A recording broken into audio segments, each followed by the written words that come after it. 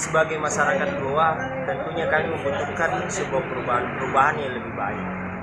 Dengan keadaan sekarang, sepertinya rakyat Indonesia, khususnya Kabupaten Goa, membutuhkan sosok seperti Prabowo untuk memimpin negara ini.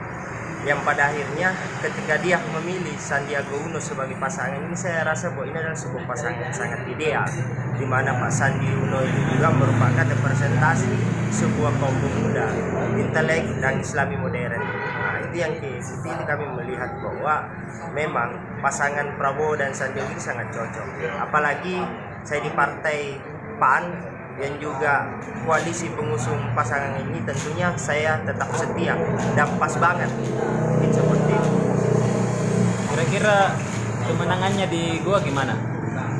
Respon terhadap perubahan sosok Prabowo di Goa ini sangat besar dan itu sangat luar biasa. Beberapa saya berdiskusi dengan teman-teman dan komunitas itu sangat menginginkan Pak Prabowo untuk bisa menjadi presiden di 2019.